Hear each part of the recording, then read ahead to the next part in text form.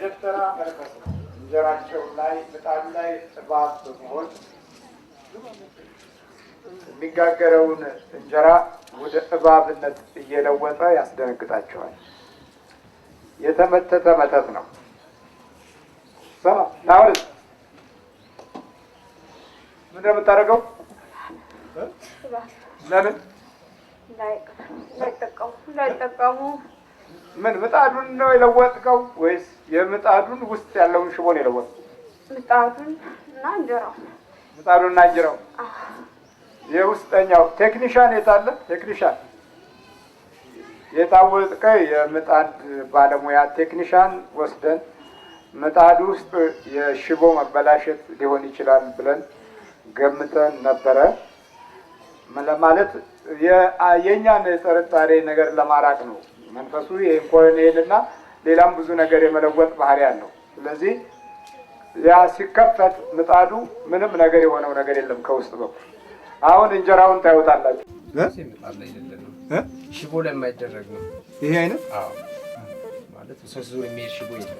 አሁን ደቃቅ ነው። ሰፌድ ቅርጽ ይዞ ነው የሚሄደው። ሰፌድ ቀጭን ልክ እንደ ሰፌድ ቢያንስ በ2 ሳንቲም ወፍራም ቀጭን ወፍራም ቀጭን ወፍራም ቀጭን እያለ ነው የሚሄደው።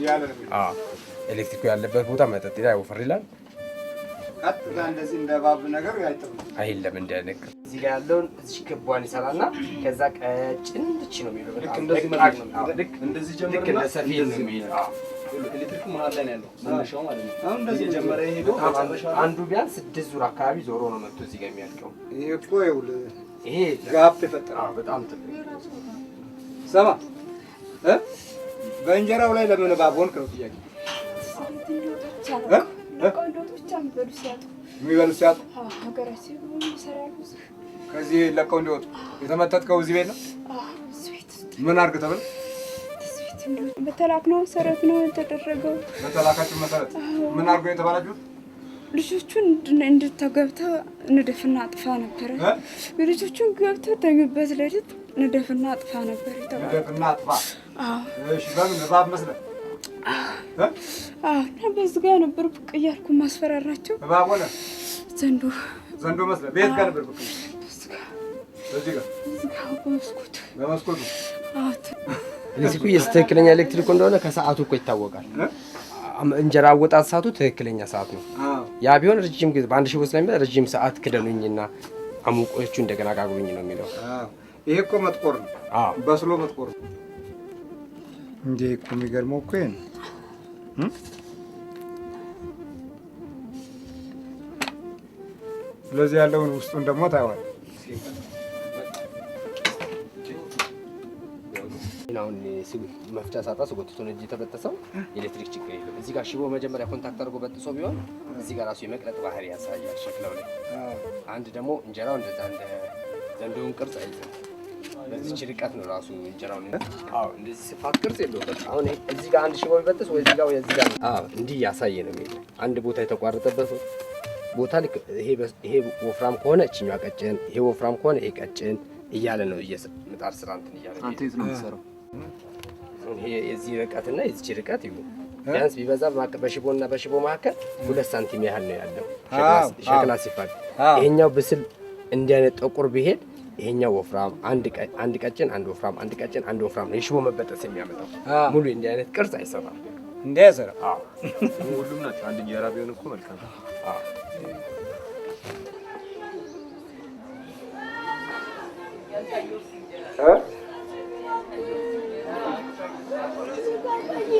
ታውታላችሁ ሰው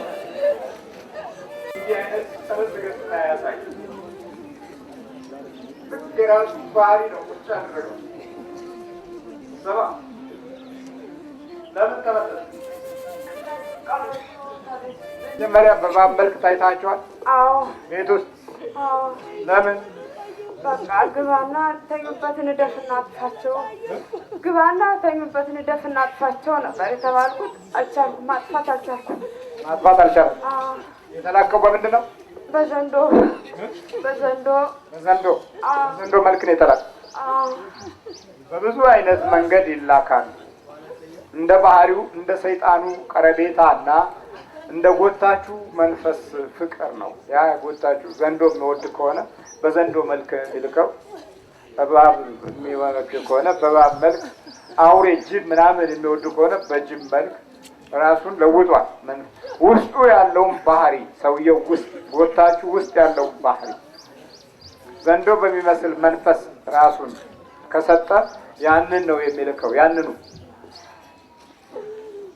ልክ ከሰውየው ባህሪ ውስጥ ተዋህዶ በሚጎትተው አይነት መንፈስ ውስጡ ሳያስገባ ደግሞ እንዲህ አይነቱ መንፈስ መጥራት አይችልምና ውስጡን ከመንፈሱ ጋር አላምዶ ነው ማንኛውም መተተኛ የሚሰራው።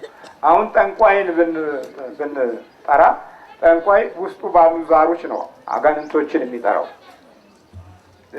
የደፍተራ መተት ደግሞ ውስጡ አብሮ በባህሪ ውስጥ በተዋህደው መንፈስ ነው ክፉ መንፈስ የሚጠራው። ስለዚህ ይህን አይነት መንፈስ እንደዚህ የሚልከው ማለት የዘንዶው መንፈስ አሳቹ መንፈስ መጀመሪያ ባህሪውን አሳልፎ ገብሮታል ማለት ነው። ውስጡ ካልተገበረ እንዲሁ ከሜዳ መጥቶ አይላክም። ዛሬ ጫት ቃሚዎች ሁሉ ዛሬ መተተኞች ሆነዋል። ጫት በመቃም ውስጣቸው ላለው መንፈስ እየገበሩ የሚያደርጉት ጥቃት። እሺ ስማ፣ እሷም ላይ እንደዚህ ነው የምትታየው። ትታያለህ? እሷም ለምንድን ነው የምትታየው?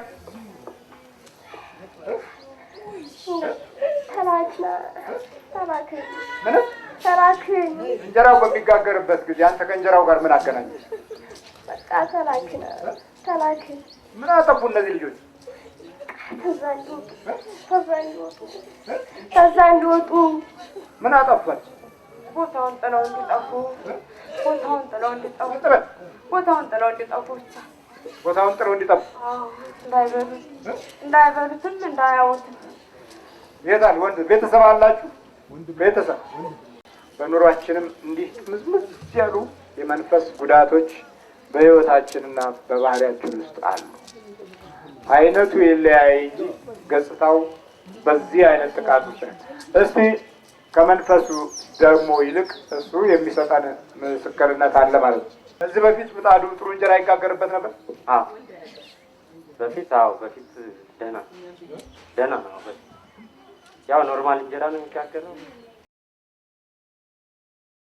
ያ መንፈስ ምንድነው? ምጣዱን አትሞበታል ራሱ። ልክ እዛ ላይ ነው እዛ ምጣዱ ላይ ነው የምትታየው። በአካል ትታያቸዋል። ታዲያ እንዴት ይጋግሩባል? በቃ ዝም ብለው ለጊዜው አልነቁም።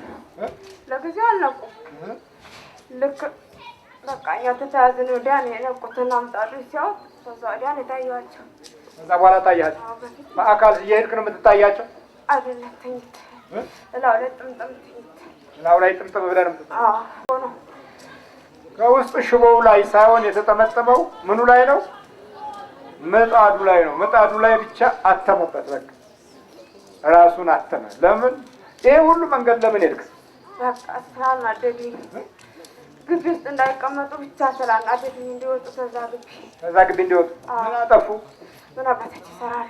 ተው አንተ መጣችሁ ሀሳብ ግቢውን ለመውሰድ ነበር፣ አልተሳካም። ቆይ ትድናላችሁ ይላል ይዝታል። እዛ እየሄዳችሁ ቆይ ትድናላችሁ። እኛ ጋር መጣችሁ ትጠመቁ እስካሁን ትድኑ ነበር። የስላሴን ጸበል ያው ስላሴ ስለሆነ ቤተክርስቲያን እንደዛ ነው የሚለው። እንዲህ አይነት ዓለም ነው ያለው። ሰዎች እንዲህ ናቸው። መንፈሳዊውን ቦታና ስፍራ ሞዴሉን ይይዙና ከዛ በስተጀርባ ያለው ጣጣ የዘላለም ጥፋትን ለማስተናገድ ቦታውን ይጠቀሙበታል። ርኩሳን መናፍስትን ማሟረቻና የኑሮ አቅጣጫ መያዣ። አሁን የተፈለገው ሌላ ምንም ማለት ነው። አሮጊቷ ብቻዋን እንዳለች ስለተረዳ ጥቂት የበረከት ስራዎች መስራቷ የተሻለ ሞጃ ወይም ሀብታም ቱጃር አድርጎ ስላየ ከዛ በኋላ በዚህ በመንፈሱ በኩል ነገሮችን ጠቅልሎ ለመጨበጥ የመንፈስ ራእይ ነው። የእግዚአብሔር መልእክት አይደለም። ዲያብሎስም የአንድ ነገር ማግኛ ማለት ነው። ብዙ ጊዜ በዚህ አይነት መንገድ የተጠቁ እዚህ የምናውቃቸው ብዙ ወንድሞች አሉ። ስለዚህ መልካሙን ብርሃኑን ጨለማ፣ ጨለማውን ብርሃን የማድረጉ ዘመቻ ከውጭ ብቻ አይደለም፣ ከመናፍቃን ብቻ አይደለም፣ ከቤተ ክርስቲያን ውስጥ ጠንቋይና ቃልቻ ብቻ አይደለም ህብረተሰባችንን የጎዱት። እነዚህ ብቻ አይደሉም።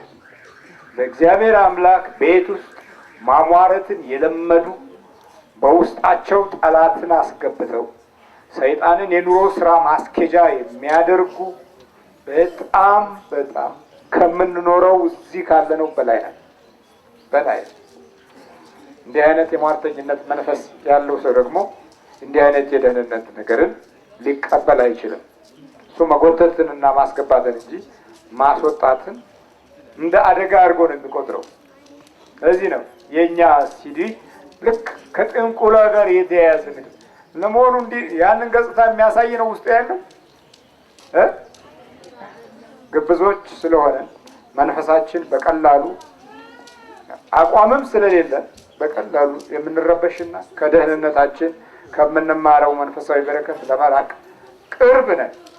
ለዚህ ነው የትንሣኤው በረከት አልደረሰንም ያለ ማስተዋልን ያውቁ ዘንድ አእምሯቸውን ከፈተላቸው። ትሄዳላችሁ እንሄዳለን።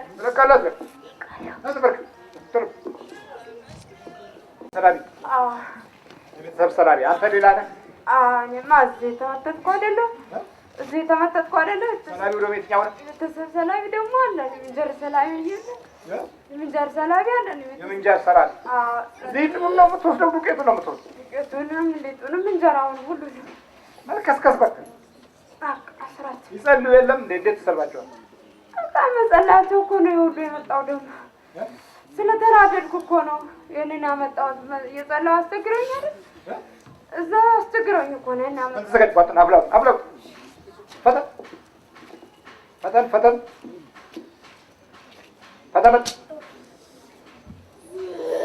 ከዚህ በፊት የውርስ መንፈሶች አሉ።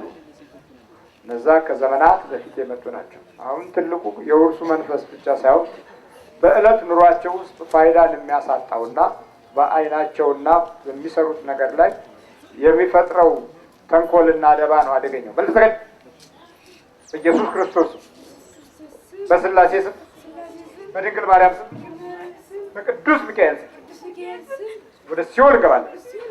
ቶሎ ሰባት ነው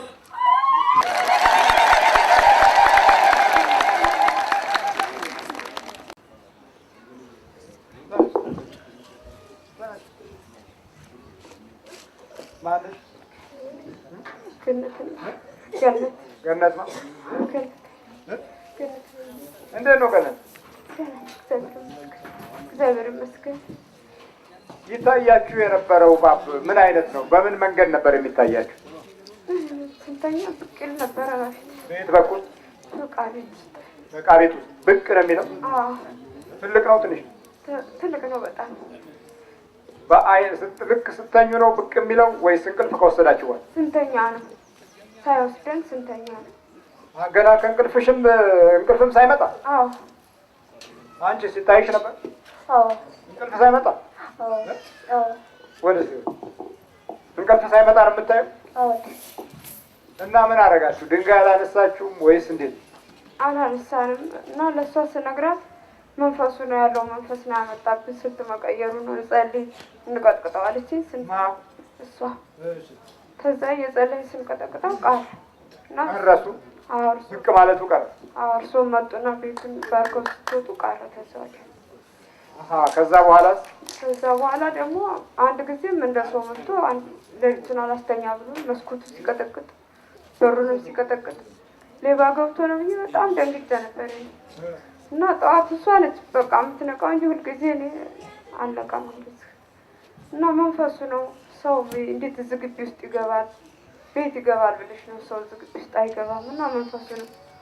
እና ስዕሎችን እንስቃለን በመስኮቱ ላይም በበሩ ላይም ብለን የእመቤታችንን ስዕል ዙሪያውን ስንሰዕል ቀረ፣ ስንሰቀል ቀረ። ከዛ በኋላ አሁን በመቆየት እንጀራውን ስንጋግር ያው እንጀራው ላይ ተጠመጠመና ምጣዱን ቶሎ አላየነውም። እንጀራውን ስናየው በጣም ደነገጠን። ልጆቹም ገዝቼ ብሉ ስላቸው ፈራን፣ አንበላም አሉ ቤት ውስጥ። እኔም በጣም ይዘገንነኛል። ሳይወጡ ሂጂ ይለኛል። ስተኛ ደግሞ እንጀራውን ፊቴ ያመጣና ዘንዶ ይለኛል። ዘንዶ ይለኛል። ፊቴ ያመጣና እንጀራውን ያመጣል። አዎ ጆሮዬ ላይ ጆሮሽ ላይ ነው ዘንዶ ምን? አዎ ለሊት እንቅልፍ አልተኛም። በቃ እንደዛ ይለኛል። እሺ ከዛ አሁን መጨረሻ ላይ መንፈስ ተይዞ ምጣዱ ላይ ማጥፋት አልቻለም። አሁን ለታም ስጋግር ኩሽና ውስጥ ደህና እንጀራ ጋግርኩ። ጋገርሽ? አዎ ሊጡንም አልወሰደም። እንጀራው ደህና ነው። ደህናውን? አዎ ቆንጆ እንጀራ ወጣ። አዎ እንግዲህ በጠላት ዓለም ውስጥ ነው የምንገኘው።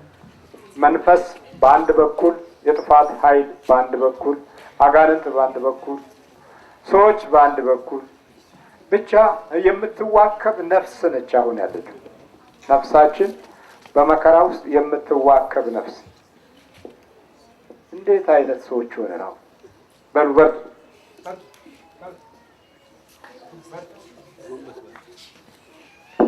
በረከቱ እንዴት ነበረ? ቶሎ ነው የሚጠፋው እህሉ ዱቄቱ?